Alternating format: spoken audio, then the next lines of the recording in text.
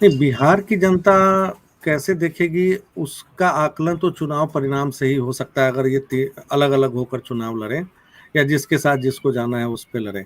लेकिन एक चीज जो ग्राउंड रियलिटी थी वो शुरू से थी कि पहले तो ये बता दूं कि ये निजी महत्वाकांक्षा के कारण ऐसा नहीं हो रहा है, सामूहिक महत्वाकांक्षा है भारतीय जनता पार्टी के राज्य इकाई की और आरसीपी प्रकरण के बाद जेडीयू में एक बड़े हिस्से की। मैं इसलिए बड़ा हिस्सा कह रहा हूं कि 100% विधायक जेडीयू के ये नहीं चाहते होंगे कि आरजेडी के साथ नीतीश कुमार हाथ मिलाए, और न ही तब जब उन लोगों ने 2015 का चुनाव लड़ने के बाद महागठबंधन के तहत सरकार चलाई, तब भी जेडीयू के बहुत सारे विधायकों को यही लग रहा था कि ये सरकार ज्यादा दिन तक नहीं चलने वाली और लालू के साथ कोई भी सरकार नहीं चल सकती, भारतीय जनता पार्टी के साथ हो लेना चाहिए। उत्सव का माहौल था जब 27 और 28 जुलाई की दरमियानी रात सुशील कुमार मोदी से समर्थन लेकर नीतीश कुमार दोबारा सीएम बने। भले ही जनादेश उनके साथ नहीं था क्योंकि जनादेश तो महागठबंधन के साथ था, लेकिन जेडीयू के विधायक बहुत खुश थे।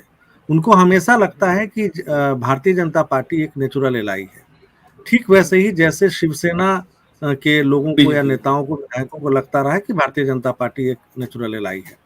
उसकी परिणति भी, अच्छा, दोनों में कंपैरिजन भी अभी चल रहा है कि कैसे एक नाथ शिंदे चले गए पूरी की पूरी पार्टी उठाकर वो भारतीय जनता पार्टी के साथ। बहुत दिलचस्प होगा ये देखना, मैं बताऊं, अब तक आयरन रॉ मन हैंडेडली नीतीश कुमार अपनी पार्टी चलाते आए हैं। उनको कोई भी जॉर्ज फर्नांडिस, पवन वर्मा, शरद यादव मंजूर नहीं है अपनी पार्टी में। जैसा उस दिन आपने सुना आरसीपी ने क्या कहा कि मैं जब पार्टी में था तो लग रहा था कि मैं भी ओनर हूं, मतलब इसका ये मतलब नहीं कि ओनर, वो सेंस ऑफ ओनरशिप की बात कर रहे थे कि जैसे पार्टी अपनी है उसको कैसे मजबूत किया जाए। लेकिन यही भावना नीतीश कुमार नहीं चाहते कि उनके अलावा किसी और पार्टी के नेता में हो, वो इतनी ऊंचाई हासिल कर ले और ये सोचने लगे कि जेडीयू वो चला रहा है। आरसीपी के साथ यही एग्जैक्टली हुआ। ये उन पर भरोसा करते थे, उन्होंने उनके भरोसे की आड़ में कुछ ऐसे फैसले लिए जो उनको लगा शायद पार्टी के लिए ठीक है, क्योंकि दिल्ली और पटना तो वही करते थे, नीतीश कुमार तो बिहार की सरकार चला रहे थे। तो इसमें क्या क्या हुआ, अब आप जब इतनी बड़ी जिम्मेदारी देंगे तो वो व्यक्ति मीटिंग के दौरान अमित शाह या नड्डा बैठे हों और ये चर्चा चल रही हो कि 19 के लोकसभा चुनाव में सीट शेयरिंग क्या होगा, तो आप मोटे तौर पे, ठीक है, नीतीश कुमार और अमित शाह ने तय कर लिया कि 50-50 फार्मूले पे हम लोग लड़ेंगे, 17-17-6 का फार्मूला वो सब। लेकिन उस 17 में कौन किसके पास जाएगा, कौन सी सीट किस अलायंस पार्टनर के पास जाए, वहां से कौन चुनाव लड़ेगा, ये जो निटी ग्रिटीज होते हैं उसके लिए आप अपनी टीम के खिलाड़ियों पर आप ट्रस्ट करते हैं। तो उसमें आरसीपी सिंह ने अपनी तरफ से कुछ फैसले किए जिस पर 19 के चुनाव के ठीक बाद नीतीश कुमार ने कुछ आपत्तियां भी जताई थी। जैसे नीतीश कुमार ये चाहते थे कि दरभंगा की सीट जेडीयू के खाते में जाए, वहां से संजय झा को चुनाव लड़ना था, लेकिन सीट शेयरिंग ऐसी करके आ गए आरसीपी सिंह की वहां पत्ता गोल हो गया, वो भाजपा के खाते में चली गई। भागलपुर की सीट जेडीयू नहीं चाहती थी, भागलपुर उनके खाते में दे दिया गया। इसको बाकायदा एक निजी टेलीविजन न्यूज चैनल से बातचीत करते हुए तभी बताया था नीतीश कुमार ने। फिर इसके बाद 2020 के विधानसभा चुनाव की तैयारी शुरू हुई और उस समय आपको याद होगा उपेंद्र कुशवाहा आए नहीं थे साथ में।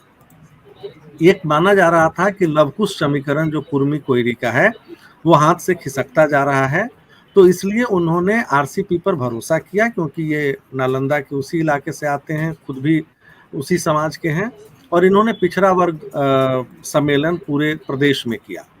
तब भी जो एक लॉबी थी आरसीपी के खिलाफ नीतीश कुमार के साथ, उन्होंने ये प्रचारित किया कि इनकी सभाओं में कुर्सियां खाली पड़ी हैं, कुछ नहीं कर पा रहे हैं। इसके बाद 2020 के मैनेजमेंट में इनको आरसीपी के पर कतरे गए और 2-3 लोगों की कमेटी बनाई गई जिसने ये फैसला किया कि किस सीट पे कौन लड़ेगा। लेकिन आपको हमको पता है कि चुनाव बिना पैसे के लड़ा नहीं जाता, और जेडीयू, अभी हाल ही में एडीआर की रिपोर्ट आई है, ये चौंकाने वाली रिपोर्ट जिसको आप कहेंगे, कि पूरे देश में किसी रीजनल पार्टी ने अगर सबसे ज्यादा चंदा लिया, कमाया, तो वो जेडीयू है। हम आप सोच भी नहीं सकते कि ऐसा प्रदेश जहां कोई पैसे का जुगाड़ नहीं है, मतलब इन द सेंस कि कोई इंडस्ट्रियलाइजेशन नहीं है, कुछ नहीं है, उस पार्टी को पैसे इतने ज़्यादा कहाँ से मिले? तो इन सब में एक पूर्व आईएएस होने के कारण और एक प्रमोद महाजन जैसे किया करते थे भारतीय जनता पार्टी में, उसी तरीके से कुछ नेता हैं जेडीयू के भीतर, जिसमें आरसीपी सबसे आगे रहते हैं, फंडिंग में, कैसे मैनेजमेंट होगा उसमें, तो उन्होंने उसका इंतज़ाम किया। और फिर सीट शेयरिंग की जब बात आई तो उसमें भी जेडीयू ने बहुत सम्मानजनक समझौता किया, क्योंकि किसी को नहीं लग रहा था कि 50-50 के बाद विधानसभा चुनाव में भी जेडीयू को लगभग बराबर सीटें मिल जाएंगी। मिली, उस पर चुनाव लड़ी, उसमें हार हुई। अब हार इन द सेंस मैं हार मानता हूं जेडीयू की, क्योंकि तीसरे नंबर की पार्टी बनकर रही, 43 सीटों वाली पार्टी के मुखिया हैं नीतीश कुमार, जो मुख्यमंत्री की कुर्सी पर बैठे हैं। तो जब हार हो गई उनकी, तो उसका भी एक तरीके से ठिकरा आरसीपी पर फोड़ना, उस समय तो कुछ था नहीं। चिराग पासवान ने जो किया वो सबके सामने है। अब चिराग पासवान और आरसीपी के बीच कोई अंडरस्टैंडिंग थी ये हमको नहीं पता। हाँ, ये जरूर है कि जब लोकसभा जीतने के बाद इनको भेजा गया कि जाओ यार बात कर लो थोड़ा कि हमारा मंत्रिमंडल में क्या हिस्सा होगा, तो नीतीश कुमार ये जरूर था कि उनकी घोषित पॉलिसी थी कि उनके उनके दो फार्मूला था उनका।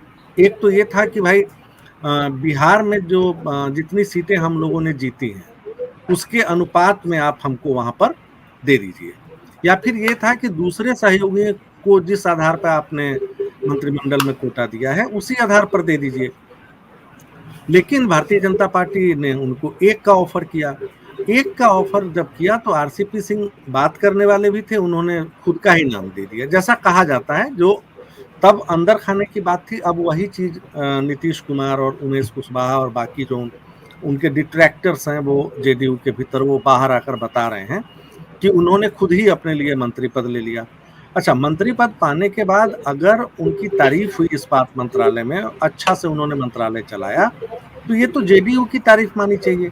लेकिन अब चूंकि मैंने कहा कि भाई इकलौता नेता वो मायावती और डीएमके और ममता बनर्जी वाली जैसी पार्टी है ये, जहां पर नीतीश कुमार जो चाहेंगे वही होता है यहाँ अंततोगत्वा। तो जब वो उनकी तारीफ शुरू हुई तो इनके कान खड़े हो गए कि ये क्या चक्कर है। फिर इन्होंने इनका राज्यसभा का टिकट काटा, फिर पर कतरने की तैयारी क्रमशः शुरू कर दी नीतीश कुमार ने। राज्यसभा का पत्ता काटा, 7 जुलाई को इनको मंत्रिमंडल से हटना पड़ा, क्योंकि वो संवैधानिक संविधान के मुताबिक वो रह नहीं सकते अगर दोनों सदनों में किसी के सदस्य नहीं है, तो उनको हटना पड़ा। हटने के बाद भी आप और हम मान लेते कि चलो नीतीश कुमार ने अपना जो उनको करना था वो कर दिया, लेकिन इसके बाद उन पर जिस तरीके से प्लॉट खरीदने और भ्रष्टाचार के आरोप लगे वो थोड़ा सा चौंकाने वाला था। वो इसलिए कि जिसको आप 3 दशक से अपना दायां हाथ मानते हो, जो अटल जी में जब नीतीश कुमार मंत्री थे तब उनके पर्सनल सेक्रेटरी थे आरसीपी सिंह, तब से लेकर और जेडीयू में टॉप पोजीशन पर लाने में नीतीश कुमार उनके साथ ही रहे। तो जब आपका दायां हाथ भ्रष्टाचार में आकंठ डूबा हुआ हो और बाएं हाथ को पता न हो, ऐसा तो होता नहीं है। ये जेडीयू के भीतर भी लोग मानते हैं, भले उसको बोले कि ये जीरो टॉलरेंस है नीतीश कुमार का, लेकिन ये सबको पता है कि अगर वो कुछ करते थे आरसीपी टैक्स सो कॉल जो 17 और 18 में सदन के भीतर बहुत गूंजा था, तेजस्वी यादव ने खूब उठाया था, तो इसके पीछे तो ऐसा नहीं है कि आरसीपी खुद अपने लिए वो कुछ कर रहे थे या आरसीपी टैक्स ले रहे थे। मैं मानता हूं, मेरा निजी मत है कि 3 मामले बिहार में ऐसे हो गए नीतीश कुमार के कार्यकाल में जो किसी भी सरकार को गिराने और हटाने के लिए काफी था या जन आंदोलन के लिए काफी था। पहला सृजन घोटाला उनके आते ही। इसमें क्या होता है, वो भागलपुर से लौट के आते हैं और पटना में एक सार्वजनिक कार्यक्रम में खुद घोषणा करते हैं कि मुझे कुछ शिकायतें मिली हैं कि सृजन सहयोग समिति एक सेल्फ फाइनेंस थी, वो क्या करती थी, सरकार के खजाने से बैंकों से पैसा अपने अकाउंट में लेकर उल्टू सीधा करती थी। मैं उसकी सीबीआई जांच की सिफारिश नहीं, आर्थिक अपराध इकाई से जांच करवाता हूँ। एक ये मुझे लगा ये प्रीएम्प्टिव स्ट्राइक पहला। दूसरा, जब मुजफ्फरपुर शेल्टर होम का मामला आया जिसने पूरी दुनिया को, देश को हिलाकर रख दिया कि नाबालिग बच्चियों के साथ क्या हो रहा था, जिसमें उनके मंत्री को इस्तीफा देना पड़ा, जब वो मामला सामने आया तो इन्होंने तपाक से कहा कि नहीं नहीं, वो तो हमने ही टिस की रिपोर्ट देखकर और ये कहा था कि इसकी जांच कराई जाए, वहां भी वो निकल लिए।